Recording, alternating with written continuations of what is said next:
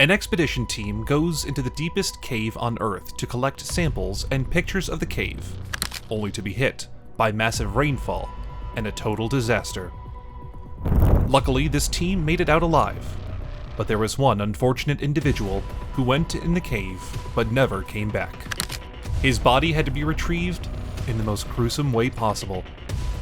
This is the breakdown of the Veryovkina cave incidents.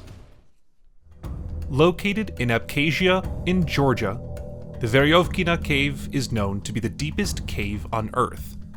This cave is not only challenging, but is also 2,200 meters, or 7,200 feet deep.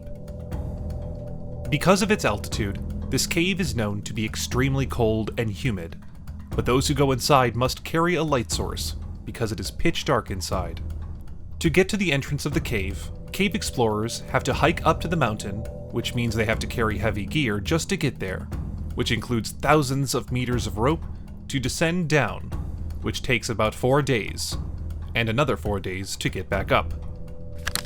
This cave was first discovered by a group of cavers who decided to go down the narrow pathway at the beginning, which is not recommended for new cavers, or those who suffer from claustrophobia. The group took this pathway and descended down only 377 feet before they found a dead end and returned to the surface. In 1983, another team went down the cave, but discovered a newer path that led to another dead end, and that team was from the Veryovkina Club from Moscow that marked that place as P1-7. Between 1983 and 1986, this team discovered more and more pathways down the cave, and reached a depth of around 1,440 feet. The team then stopped exploring this cave till the year 2000, and continued exploring the cave until the year 2015, which is when they found a brand new shaft they could not continue to explore because they ran out of rope. This discovery, however, opened doors for later discoveries and unfortunate events. In 2017, the expedition team was able to set a new world record in terms of depths reached, and in September of 2018, the team led by Pavel Demidov decided to go in once again, but this time they had an English cave photographer, Robbie Stone, with them. The team went in. This cave has a total of 6 camps at different depths for explorers to rest and eat to regain their strength, before they can move on to the next challenge. After going through the first tight shaft that does an amazing job of causing panic, the team reached the first camp, which is at 2,000 feet. The camp is said to be a fixed camp, where some backup and emergency equipment is kept in case someone gets in trouble. It took Robbie and the team 6 days of going down a dark tunnel through a rope to get to a camp at the bottom. Another thing about this cave is that there's usually a stream of water running down the walls of the cave, for which cave explorers have to wear special clothes, shoes, and a helmet with a light mounted on it. Their camp was on a flat horizontal tunnel in the cave, a secure area where they could live before going back up. The team split into groups and set out to explore each section of the cave, while Robbie would take pictures of the cave and the lake at the very bottom of the cave. This lake was surrounded by black limestone, and the color of the water itself was turquoise. It was day 7, and the team was 2 members short, because those 2 had to leave early. But as they were making their way back up, they reported they saw something horrifying. These 2 explorers saw water in huge amounts and tremendous speeds making its way through the walls of the cave. Turns out there was a massive storm outside at the surface that caused water to start pouring in huge amounts into the cave at extremely high speeds. These 2 used the physical line they had been using throughout the cave to communicate with each other to warn the rest of the team about what was coming their way. Because of their experience, the rest of the team thought they'd handle the water that was coming, and thought they were safe, because this camp where they were staying was away from the vertical shaft of the cave, and pretty much safe. But only if they had seen the water coming in like the other 2 team members. They would have panicked and ran. When the water reached the team, the whole cave started to shake, and the sound of water rushing in was so loud that they couldn't even talk to each other without shouting at the top of their lungs. About 2 hours passed, and the water showed no sign of stopping. That is when the team got worried. The team continued with their breakfast when Peter Lubimov, one of the cavers, heard some kind of gurgling sounds coming from the edge of the camp. This sound was coming from a hole where they used to brush their teeth. The team decided to look into it and saw that there was water moving so fast that it was almost coming out of the hole. The team quickly realized that they are going to have to move fast, or they were done for. They quickly grabbed their gear, looked down, and saw that the 50-foot drop that they had seen before was now a lake, only 3 feet down. Because the water was rising fast, Robbie took the memory card out from his camera, put it in a Ziploc bag, and left the rest of his photography gear behind, because it would only slow him down. During their ascent, the water that was rushing in started forcing the cavers down, making it harder to breathe. The team, however, used all the strength they had to counter the force of the water and move 1 inch at a time. To be able to breathe, the team had to keep face down and chin tucked in to create a small space free of water and be able to breathe. Robbie and Jeff were in the lead while the rest of the Russian cavers were waiting for Pavel and Andrei to come back. Jeff and Robbie finally found a secure area in a side passage to wait for the others, but they had doubts whether the team would survive. Another Russian caver caught up to them, and they moved to the next camp, thinking the team was no more. But just then, the rest of the team miraculously showed up with sleeping bags and a stove. Robbie and the team waited 16 hours for the rain to stop in a secure area, and made it out alive in the next 4 days. This team nearly escaped death, but sadly, there was one explorer who could not.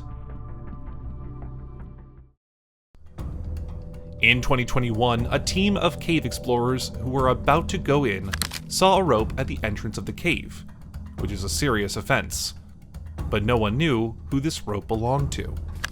Then after a few months, the Veryovkina decided to go in once again and discover more parts of the cave by going in the same path they've gone to before so many times. But this time, they saw something different. At 1,300 feet, they found an ice axe that they couldn't explain how it got there, because of its position. There was no way it could have fallen down there unless someone put it there, and the only thing they concluded was that someone came down here and forgot their axe or left in a hurry. But that's not the weirdest thing they saw that day. These skilled explorers maintained their usual routine by stopping at different camps inside the cave to rest and get their energy back up before continuing with their exploration. As they reached deep down to 3,000 feet, which is almost halfway, they found a body curled in there in the worst way possible. Now they had to find out whose body this was. The body they found was of a man who was so decomposed that it was impossible to recognize who it was. The only thing they could figure out was that he was wearing camouflage overalls, trekking boots, and a helmet. He was carrying 2 cell phones for some reason, but the most haunting thing was that his corpse was still attached to the rope the man was using to get down. Authorities stepped in and identified him as SERGEI KOZEEV, a 37-year-old man from Sochi, Russia. They say he left his wife and kids behind to discover this cave all on his own. Sergei was an athletic man who used to play many different sports and just got into cave exploring, so naturally, he didn't have a lot of experience in it. Turns out, Sergei got into his car without telling his family where he was headed, parked his car in a remote location, and hiked all the way to the entrance of the cave. From his activities in the cave, the authorities estimated that Sergei stayed at Camp 600 for at least a week before he moved on with his cave exploring. The phone that Sergei was using had screenshots of the map that he used to navigate his way through the cave, but he made the mistake of going down the challenging part of the cave, where going in without help was a huge mistake. He reached the part of the cave where you have to be careful because you can't avoid the freezing water that is always hitting you in the face. and without the proper gear or expertise, it can cost you your life. Sergei, on the other hand, managed to keep going down further till he reached 3,600 feet, where tragedy happened. Sergei was probably not expecting water in huge amounts rushing in towards him, because he had gone in without a dry suit, so as he kept going down, he was still being bombarded with ice-cold water. Sergei realized he can't keep going down like this and wanted to go back up, but his body, by that time, got tired, so going back up was not an option. After countless efforts, Sergei passed out because his body could not handle the temperature, and lost his life. After not being able to contact her husband, Sergei's wife reported him missing, only to be discovered 9 months later. Liza Alert contacted Sergei's wife to recognize the body from pictures on his phone. Soon after the body was recognized, his wife asked the police to retrieve the body of her husband. The only issue was that there were a few areas inside the cave that were so narrow that extracting a body was impossible, and the only way the rescuers saw was by dissecting the body into 10 different parts. A group of 27 professional cavers that went inside were divided into two to retrieve Sergei's body and prepared for the gruesome task of what they had to do before they could get the body out. The group got a hold of the body, freed it from the rope, and transported it in 10 different bags. Going down the cave was nothing compared to the challenge they had to face going back up, because now the group had to oppose gravity, navigate through cold water, and go through those narrow or tight squeezes, all while carrying a heavy bag filled with parts of an actual human body.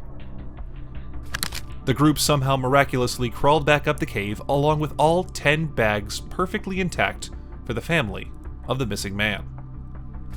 The authorities concluded that Sergei died by getting stuck in the deeper parts of the cave, causing hypothermia, which is a condition in which the body starts losing heat faster than it can produce it, due to a cold temperature. Sergei could have avoided all this if he had taken caution, taken the right gear with him, and had gone with a team instead of going in alone. SERGEI KOZEEV's disappearance was only solved after a group of cavers found the remains during one of their trips. A Russian mountaineer, he entered Veryovkina and, because of insufficient gear, ended up trapped there for almost 9 months. It took so long to find his body because Veryovkina isn't a popular tourist destination. Being lost inside could result in months without speaking to anyone, as was the sad situation in this instance. Being alone when exploring Veryovkina cave is risky, since it violates safety regulations. Kozeev loved to play a variety of sports, but he was an expert at just one. The biggest error he made was entering the cave by himself. It seems as if Veryovkina cave was just looking for another victim in the end. About a month before Robbie Schoen's expedition was almost being completely destroyed by Veryovkina's flood pulse, Russian cavers discovered rope hanging from the entrance. It was reported that they alerted the Ministry of Emergency Situations in Abkhazia, who on August 3, 2021, climbed all the way down to 3,600 feet to find a body dangling from a rope. They recognized the man as SERGEI KOZEEV, a resident of Sochi, Russia, who had vanished in November 2020, roughly 9 months earlier, based on photos found on the body's phone. The world watched with shock as a delicate dance between life and the merciless underground took place as rescue efforts were initiated. Once beckoning with a mysterious allure, the cave now concealed a sobering secret. Let this terrifying journey serve as a warning to thrill-seekers everywhere as we look back on it. Although the lure of the unknown can be strong, it's important to recognize the risks and be ready for anything that might come up. Uncontrolled cavern exploration is a common occurrence, and the Veryovkina cave disaster is evidence of the wild forces that exist beneath the surface. The Veryovkina cave expedition gone wrong is a sad reminder that nature can be unpredictable, even to the most daring of adventurers. There's a fine line between thrill and danger when pursuing the extraordinary, and this story emphasizes how important it is to approach such adventures cautiously. For everyone who dares to venture into the unknown, this story offers a powerful lesson. The disaster at Veryovkina Cave reminds us that we should always treat nature with the utmost respect, regardless of its location. What do you think about the Veryovkina Cave incidents? Let us know in the comments section below. If you enjoyed today's video, then make sure to leave us a thumbs up, and do not forget to subscribe to our channel and click on the bell icon to be always updated with the most exciting content as soon as it's uploaded. Thanks for watching. See you again soon in another video.